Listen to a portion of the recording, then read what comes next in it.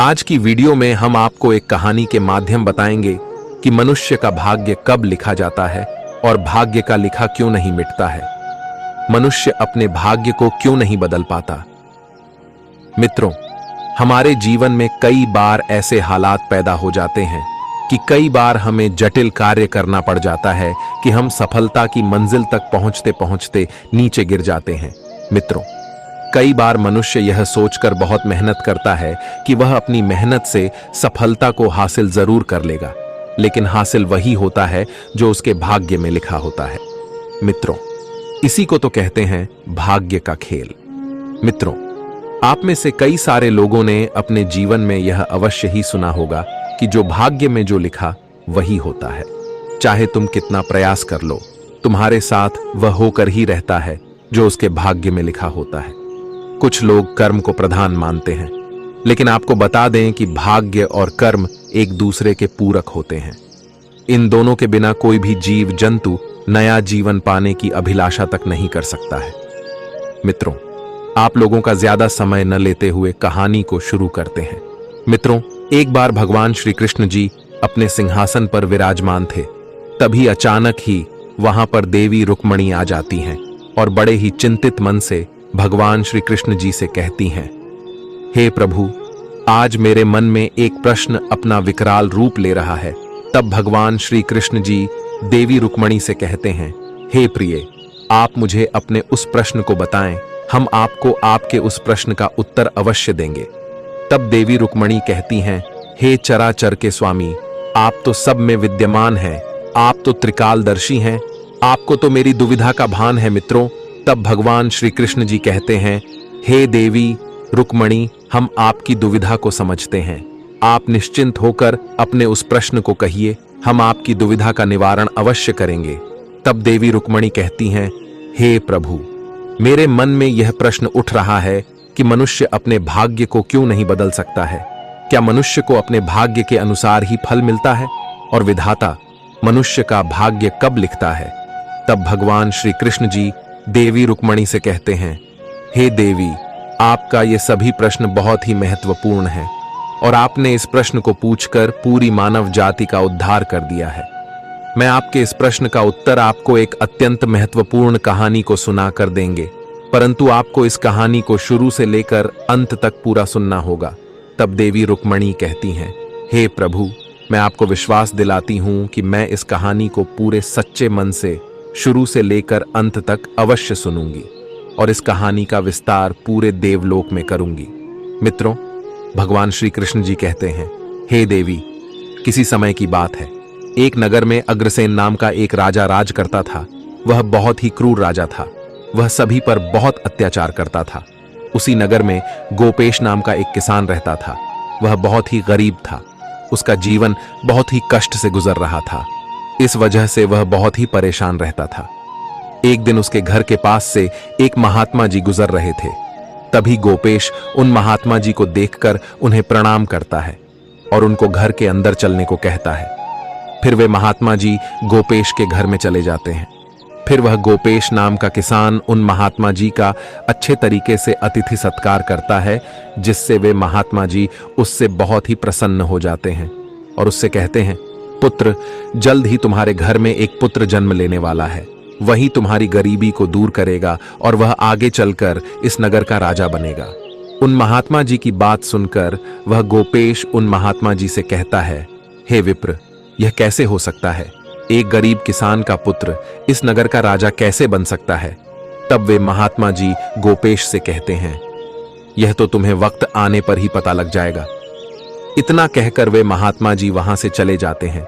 धीरे धीरे यह बात पूरे नगर में हवा की तरह फैल जाती है कि गोपेश नाम के किसान के घर में एक ऐसे पुत्र का जन्म होने वाला है जो उसकी गरीबी को दूर करेगा और वह बड़ा होकर इस नगर का राजा बनेगा।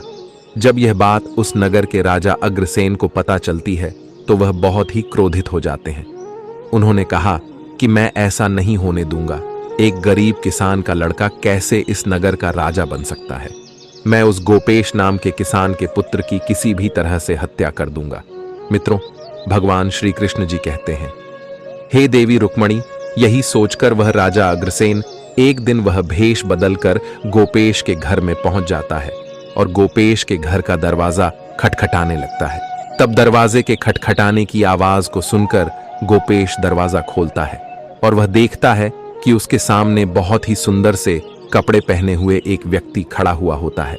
तब गोपेश भेष बदलकर आए हुए उस राजा अग्रसेन से कहता है, तुम कौन हो और कहां से आ रहे हो?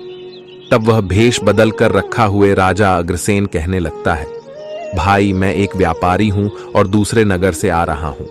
मैंने सुना है कि तुम्हारे घर में एक ऐसे पुत्र का जन्म होने वाला है जो बड़ा होकर इस नगर का राजा बनेगा। तब गोपेश कहता है, हां भाई, उन महात्मा जी ने तो यही कहा था कि मुझ गरीब के घर में राजा की तरह राज्य करने वाले पुत्र का जन्म होने वाला है। गोपेश की बात सुनकर वह राजा वहां से चला जाता है और वह गोपेश के घर में पुत्र के पैदा होने का इंतजार करने लगता है। उसके कुछ ही महीनों बाद गोपेश के घर एक पुत्र का जन्म होता है। वह देखने में बहुत ही सुंदर होता है। उसको देखकर कोई भी उस पर मुग्ध हो सकता था। उसने उसका नाम देवेश रखा। गोपेश के घर में देवेश के जन्म होने के कुछ ही दिनों में किसान का घर खुशियों से भरने लगा और अब गोपेश को किसी भी चीज की कोई जरूरत नहीं थी। उसके घर में सब कुछ था जिसकी उसे जरूरत थी। अब देवेश 16 वर्ष की आयु का हो गया था। एक दिन गोपेश उन महात्मा जी की बातों के बारे में सोच रहा था कि मेरा पुत्र बड़ा तो हो गया है, लेकिन पता नहीं वह इस नगर का राजा बनेगा या नहीं। इतने में ही राजा अग्रसेन उसके घर के पास आकर रुक जाते हैं और उससे कहने लगते हैं कि क्या तेरे ही घर में इस नगर का राजा बनने वाली संतान ने जन्म लिया है? तब गोपेश जवाब देते हुए कहता है, हां महाराज, मेरे ही घर में इस नगर का राजा बनने वाली संतान का जन्म हुआ है। फिर गोपेश के घर से उसका पुत्र निकलता है और वह राजा को प्रणाम करता है। तब राजा अग्रसेन अपने सैनिकों से कहते हैं, इसे बंदी बना लो। तब उस लड़के को राजा के सैनिक देवेश को बंदी बनाने लगते हैं। तब गोपेश राजा अग्रसेन के सामने जोड़कर बैठ जाता है और चीखते चिल्लाते हुए कहता है, हे महाराज, आप मेरे पुत्र को छोड़ दो, मेरा पुत्र निर्दोष है। लेकिन राजा अग्रसेन देवेश को छोड़ने के लिए तैयार नहीं होते हैं और उसे घसीटते हुए एक जंगली जानवरों के वन में छोड़ देते हैं। उस वन के जानवर बहुत ही खूंखार होते हैं। मित्रों, भगवान श्री कृष्ण जी कहते हैं, हे देवी, उस नगर का राजा अग्रसेन अपने मन में सोचने लगता है कि इस वन में जो खूंखार जानवर रहते हैं वे इसको मारकर खा जाएंगे, फिर कहां से यह मेरे होते हुए इस नगर का राजा बनेगा। लेकिन कहते हैं ना कि भाग्य का लिखा कभी नहीं मिटता। जब उस राजा ने देवेश को उस वन में छोड़ दिया, तब उसने अपने बचाव के लिए कुछ तरकीब निकाली और वह उस वन से निकलकर वह एक नगर में पहुंचा। कई दिनों तक चलते चलते उसकी हालत गंभीर हो जाती है। अब तो उससे चला भी नहीं जा रहा था। इसी अवस्था में देवेश एक ब्राह्मण के घर के पास पहुंच गया और जमीन पर गिर गया। तब उसे एक ब्राह्मण उठाकर अपने घर के अंदर ले गया और भोजन कराया। तब उस ब्राह्मण ने देवेश से पूछा, हे पुत्र, तुम कहां से आ रहे हो और तुम्हारी ये हालत किसने की? तब उसने सारी कहानी कह सुनाई। तब ब्राह्मण ने उसे अपना शिष्य बना लिया और उसे अपने घर में रुकने के लिए कहता है। तब देवेश भी उनकी बात को मान लेता है। वह पढ़ने लिखने में बहुत तेज था। एक दिन वह ब्राह्मण अपने शिष्यों को शिक्षा दे रहा था। उसके सभी प्रश्न का उत्तर देवेश तुरंत दे रहा था। तभी वहां से राजा अग्रसेन अपने रथ से गुजरने लगते हैं। वे देवेश को देखकर उसे पहली ही बार में पहचान लेते हैं कि यह उसी किसान का पुत्र है जिसे उसने खूंखार जंगली जानवरों से भरे वन में छोड़ दिया था। वह राजा देवेश को अपने पास बुलाता है और उससे कहते हैं, क्या तुम मेरा एक संदेश रानी जी के पास पहुंचा सकते हो?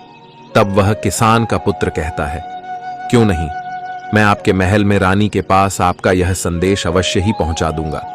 मित्रों, भगवान श्री कृष्ण जी कहते हैं, हे देवी रुक्मणी। उसकी बात सुनकर राजा अग्रसेन देवेश को एक घोड़े पर सवार कर देते हैं और राजा अग्रसेन भी अपने नगर की तरफ जाने लगते हैं। फिर देवेश को राजा के महल पहुंचते पहुंचते सुबह से शाम हो जाती है, तो वह एक वन के पास पहुंच जाता है। तभी उसे एक कुटिया दिखाई देती है। वह उसी कुटिया के अंदर बिना किसी की आज्ञा से घुस जाता है। तब उस कुटिया के अंदर बैठी हुई बूढ़ी काकी उससे कहने लगती है, अरे पुत्र, तुम कौन हो और तुम बिना मेरी इजाजत के मेरी कुटिया में कैसे घुस आए? तब वह देवेश जवाब देते हुए बोलता है, माँ जी, मैं इस नगर के राजा के महल में उसका एक संदेश देने जा रहा था और महल पहुंचते पहुंचते मुझे शाम हो गई, इसीलिए मैं इस कुटिया के अंदर आ गया। तब उस बूढ़ी काकी को उस पर दया आ जाती है, लेकिन वह उससे कहती हैं कि तुम इस कुटिया में नहीं रह सकते हो, अभी थोड़ी ही देर में चोर चोरी करके इस कुटिया में आने ही वाले हैं। तब किसान का पुत्र कहता है, माँ जी, मैं थोड़ी देर यहीं पर विश्राम कर लूं, जो होगा देखा जाएगा। मित्रों, भगवान श्री कृष्ण जी देवी रुक्मणी से कहते हैं, हे देवी। वह बूढ़ी काकी उस किसान के पुत्र की बात मान लेती है और देवेश विश्राम करने लगता है। फिर कुछ ही देर में उस कुटिया में कुछ चोर घुस जाते हैं और वे उस बूढ़ी काकी से उसके बारे में पूछने लगते हैं। तब वह बूढ़ी काकी कहती हैं कि यह बहुत ही समझदार और संस्कारी लड़का है। फिर वे सैनिक देवेश की जेब में देखते हैं तो उन्हें एक पर्चे पर एक संदेश लिखा हुआ था, जिसे पढ़कर वे सभी चोर दंग रह जाते हैं। तब वह बूढ़ी काकी उन चोरों से पूछती है कि पर्चे में क्या संदेश लिखा हुआ है। तब उन चोरों में से एक चोर उससे कहता है, इस पर्चे में तो इस लड़के को मारने के लिए लिखा है कि रानी जैसे ही यह लड़का तुम्हारे पास पहुंचे तभी तुम इस लड़के को जान से मार डालना। उस चोर की बात सुनकर वह बूढ़ी काकी उन चोरों से कहती है, यह राजा कितना क्रूर है, जिसे संदेश लेकर भेज रहा उसे ही मरवाने वाला है। फिर वे चोर एक योजना बनाते हैं और उस संदेश को बदल देते हैं। उसमें लिख देते हैं कि यह लड़का बहुत ही अच्छा और विद्वान है, मेरे महल आने से पहले आप इसका विवाह राजकुमारी के साथ कर देना। इतना लिखकर वे चोर वहां से चले जाते हैं। फिर सुबह वह किसान का पुत्र उठकर उस बूढ़ी काकी का धन्यवाद करता है और फिर देवेश आगे का सफर तय करने लगता है। कुछ ही देर में वह राजा के महल में पहुंच जाता है और रानी को राजा का संदेश दे देता है, जिसे पढ़कर रानी बहुत ही आश्चर्यचकित रह जाती है। परंतु उस पर्चे पर राजा अग्रसेन का मुहर देखकर रानी बहुत ही खुश हो जाती है और उस किसान के पुत्र का विवाह राजकुमारी से कर देती है। कुछ दिन बीतने के बाद जब राजा अग्रसेन महल पहुंचते हैं तो वे देखते हैं कि उन्होंने जिस लड़के को मारने के लिए भेजा था उसका विवाह राजकुमारी से हो गया है। इस पर राजा अग्रसेन रानी पर चिल्लाते हुए बोले, मैंने तुम्हें यह संदेश भेजा था कि जैसे ही यह लड़का तुम्हारे पास आए तुम इसकी हत्या कर देना, लेकिन तुमने यह क्या किया, तुमने इसका विवाह राजकुमारी से करवा दिया। तब रानी जवाब देते हुए बोली, आपने ही तो इस लड़के के हाथों में यह संदेश लिखकर भेजा था कि जैसे ही यह लड़का तुम्हारे पास आए तुम इसका विवाह राजकुमारी से कर देना, और उस पर्चे पर आपकी मुहर भी लगी हुई थी, तो मैंने आपकी आज्ञा का पालन किया है। मित्रों, भगवान श्री कृष्ण जी कहते हैं, हे देवी रुक्मणी, अब राजा अग्रसेन को विश्वास हो चुका था कि भाग्य का लिखा कभी नहीं मिटता, चाहे हम जितने भी प्रयास कर लें, लेकिन होता वही है जो हमारे भाग्य में लिखा होता है। मित्रों, भगवान श्री कृष्ण जी कहते हैं, हे देवी रुक्मणी, अब तो आपको आपके प्रश्न का उत्तर मिल ही गया होगा। तब देवी रुक्मणी जी कहती हैं, हे प्रभु, आपने मुझे बहुत ही महत्वपूर्ण ज्ञान दिया है, मैं इस ज्ञान का विस्तार पूरे ब्रह्मांड में करूंगी। मित्रों, कहानी अच्छी लगी हो तो वीडियो को एक लाइक अवश्य करें, और अगर आप सभी लोग हमारे चैनल पर नए आए हो तो ऐसी ही ज्ञानवर्धक कहानियां सुनने के लिए आप सभी लोग हमारे चैनल को भी सब्सक्राइब करें और साथ ही साथ कमेंट बॉक्स में जय श्री कृष्ण लिखना ना भूलें। मित्रों, वीडियो को यहां तक देखने के लिए आप सभी लोगों का दिल से धन्यवाद।